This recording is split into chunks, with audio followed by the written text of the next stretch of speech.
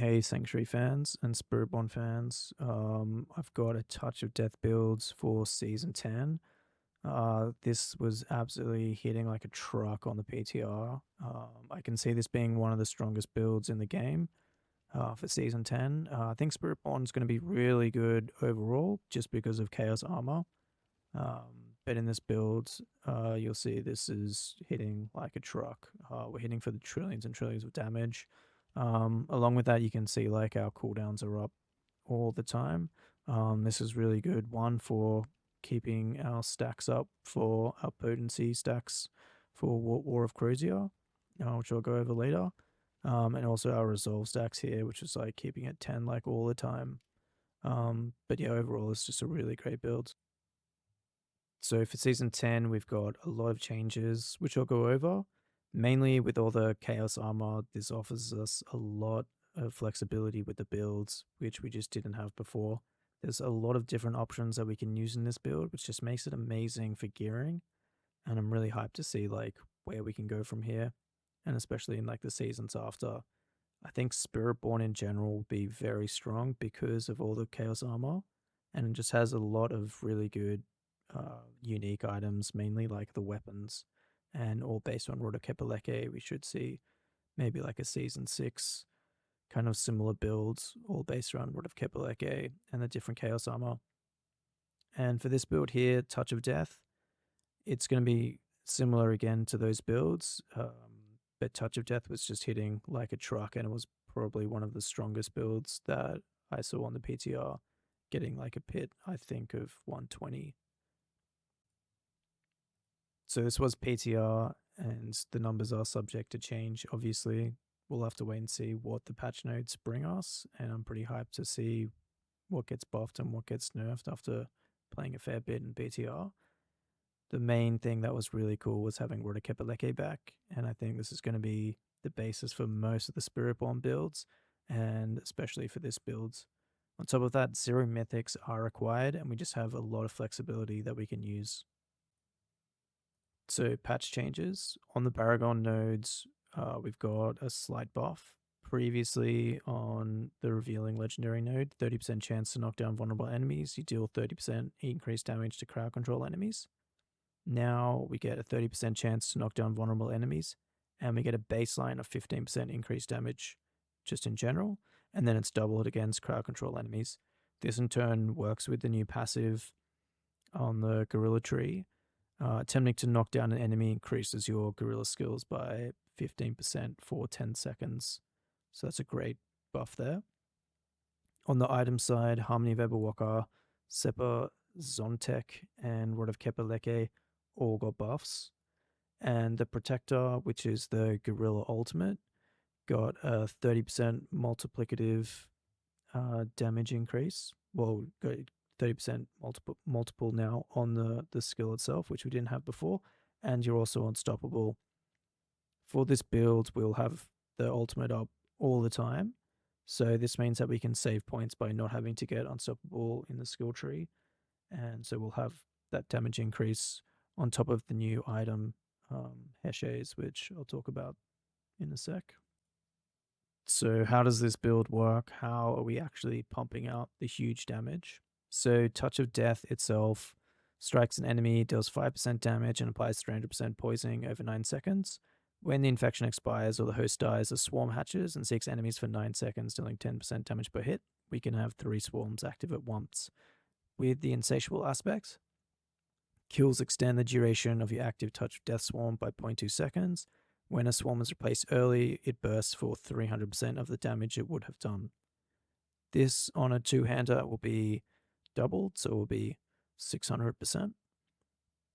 On top of that, the way that Touch of Death works is instead of getting more swarms active, if we were going to get a 4th one, it's buffed onto the first one, the 5th one is buffed onto the 2nd one, the 6th one is buffed up to the 3rd, and so on, so it gets bigger and bigger and bigger, and we can basically do one massive big hit as we keep hitting them, so attack speed is very important for this build.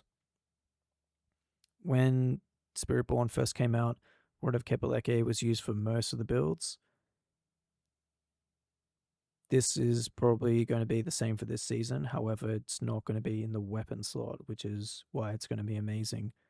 On top of that, this season and the previous couple of seasons, Sunsane War Cruiser was the default choice for Touch of Death, mainly because you get the chance for potency skills to deal double damage.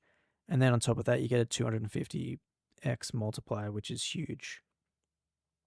Now, for this season, with the Chaos Armor, we're going to be running a lot. We can run all these weapons, along with running a standard two-hander and using the temper, which we haven't seen really that much in any previous builds. So we get Touch of Death Swarm duration. Once it's tempered and masterworked, you can get this over 100%. So we can have a two-handed weapon with Touch of Death Swarm duration over 100%. We'll then be running Sunsane War Cruiser, which has a chance to deal double damage on our potency skills, and we get a 250% X multi. Rod of Kepaleke is going to make it so one, we get when cast at max vigor, your core skills consume all vigor to cast their larger size and become guaranteed critical strikes with up to 0.75, and this will be increased for Chaos Armor, critical strike damage for each point of vigor. And your core skills now basic skills. And because it's a basic skill, we can then get Sepazentek, and we can get up to, on the Chaos Armor, up to 144% multiplier. All these three combined are just going to be huge buffs for Touch of Death in general. And the thing to note is that all of these also have block chance. So this is really good for redirected force. So the flexible chaos goes into helm, chest, gloves, legs, or boots, any of the slots. So on top of these three weapons that we get the new gloves Heshe Air Kasungis, which we'll call Heshes. And on the Chaos Armor, this goes up to 60% multiple. And because we will have the ultimate up all the time, so the way that this works is the Protector can be invoked at range and pulls inward with its smashes. Enemies in its area take up to 50% multiplicative increased damage from your guerrilla skills, doubled while they are knocked down or a boss. So the Chaos Armor is 60% multiple. This is then doubled for knockdown or a boss, which it's very highly likely that that is the case. So this is just a huge buff that we'll see on top that we didn't even have access to before. All of our skills will be guerrilla skills because we'll be in the guerrilla hall, so we're getting more skill points. And it's just also a really nice quality to have because you can use it at range and you can pull everything in. So it's kind of like having Vortex, but even better. And you can do it at range. It is really fun to use on the PTR, and it's really hype. I'm really excited to see everyone get to use it in Season 10. And then the last one, Harmony of Ebawalker. This is going to give us, according to your secondary Spirit Hall choice, your skills are all additionally Jaguar, Eagle, Gorilla, or Centipede skills, and your skills deal 40% increased damage per Spirit type. So I think it is 44%, maybe 48% on Chaos Armor. I can't remember. But because Touch of Death is a poison skill, we will have poison, we'll have Gorilla as our main hall, and our secondary hall is Eagle, so we'll have all three of those. So we'll have nearly 150% multiple. So all of these combined is just offering us these massive multipliers, which we just couldn't use in previous seasons. So on top of all those options that we have for the Chaos Armor, we have a few more that we could slot in. Fist of Fate is a really good one because it gives us vulnerable, and Chaos Armor is up to 360% normal damage. And Banished Lord's Talisman, which, sorry, this is wrong, it should be 275, not 205. But Banished Lord's Talisman with Rod of Kepaleke is all the builds that you saw when Spiritborn first came out. This will probably be, again, Flavor of the Month. And you can use it in the Touch of Death skill as well. I did see Rob streaming with Touch of Death and Banished Lord's Talisman with Rod of Kepaleke. And I think it was doing 120 pit. So it was working very strong. So this is also another option that you can use. I don't suggest you use Craze of the Dead God. It's just a different playstyle. It will have to have a different board. You can't use this with Viscous Shield. It doesn't really work with barriers. I think in the past this was used with Quill Volley, and you just want to get like lucky hit chance and spawn the swarm from Touch of Death to get the swarm up from quill volley hits. Early on though, Jacinth Shell is a really good option. This offers us like a lot of tankiness and a lot of armor. You can also use this with Resonance for the last skill passive. And I think early on, this will probably be a good choice. In the build link that I've got in the description, early on, I've put Jacinth Shell with Aspect of Unyielding Hits because you'll easily be able to get the armor cap required to get this 1500 bonus weapon damage. And it just makes you like really tanky. And before you get into tier 4, it actually does a lot of damage with the Resonance ultimate skill passive using all your poison. So this would be a really good option to use early on. All right, jewelry options. So Rod of Kepaleke is going to definitely take advantage of Aspect of Adaptability. We'll be getting like max amount of vigor. And on an amulet, this goes up to 0.9%. So basic skills do up to 0.9% increased damage for each point of primary resource you have. And because we'll be running basically every single hit, we'll be using full vigor and we'll be regaining it. This just adds a lot of big damage increase. So once you've got, I think, over about maybe 200 Paragon points, maybe a little bit more, you'll probably swap from Jacinth Shell and Aspect of Unyielding Hits into using Rod of Kepaleke full and using an Aspect of Adaptability. On top of that, Aspect of Moonrise is great. It gives us 40% attack speed and a 60% multiple. Because we're using Rod of Kepaleke, it's a basic skill, so that's great. Ring of the Midday Hunt, if you can pick this up early, it's a really, really good item. I don't think late game it will be used, but early on, it's just really good because one, increases our vigor by 50%, and while you have ferocity, your poisoning effects deal the damage across 33% of the normal duration. So this just means that our Touch of Death swarm hatches will be going off a lot quicker, so it's really good for farming. Aspect of Redirected Force. This is another good option if you pick up this aspect early on. And Conceited Aspect is also good because we'll have Viscous Shields and we'll be running a shield all the time. So I think both of these are really good options. Depending on what you pick up with your gear, any of these options are going to be good. Just make sure that if you're running just Synth Shell early on and you're running Aspect of Unyielding Hits, you'll most likely be doing it with a different seasonal power combo, which I'll talk about later, and then you won't use Aspect of Adaptability. But all these other ones are still good choices. I think Aspect of the Moonrise is just an all-round good codex to use if you're unsure. So the seasonal powers, the main two, a Beast Cornered and a Mud Guard, these will be used hand in hand and will probably be used for most builds. I think, especially for this one, these are the two definite seasonal powers you will use. So for every 10% life you have missing, you gain 20% increased damage and 5% damage reduction. And Mud Guard, you can no longer be healed above 50%. So we'll have 100% multiple all the time. On top of this, 10% maximum resist, which is really good because we kind of lack in the resist department, and 40% armor, which is also really nice because most of the items we're running are not defensive items. So having the 40% armor is really good. And if you're running this early with Jacinth Shell, you'll be armor capped easily. Just having this and Jacinth Shell, just having that one item will like bring you up to par for getting the full use out of the Aspect of Unyielding Hits. Safe bets. I think Crazy Brew will be the go-to for pit pushing.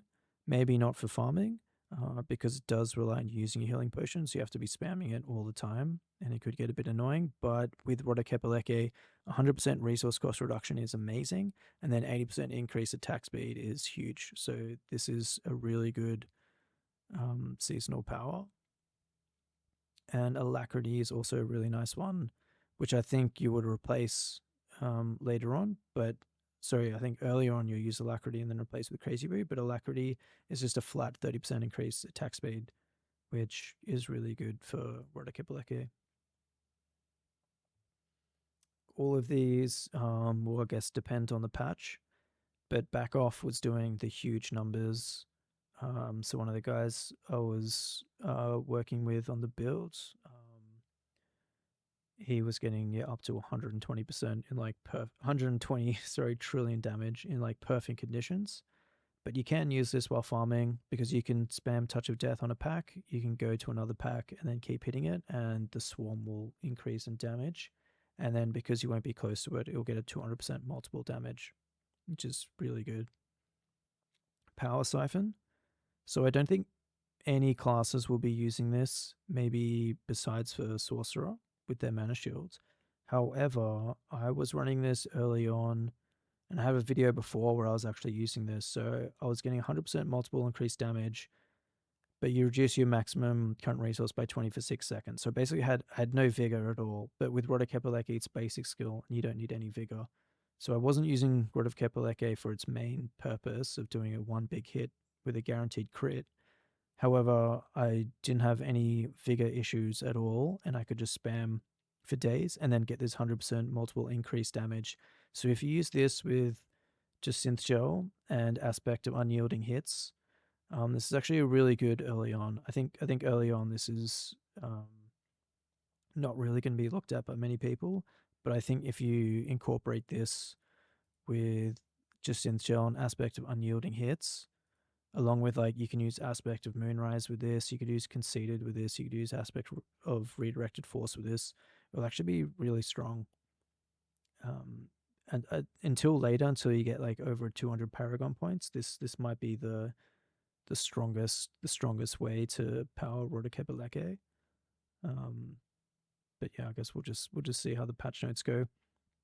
The last one, this. Your base core skills hit additional times in a large area for 40% increased damage, but also have a 10-second cooldown. On the PTR, this didn't have a 10-second cooldown for Touch of Death, assuming how they coded it, because Touch of Death isn't a core skill until you assign it to.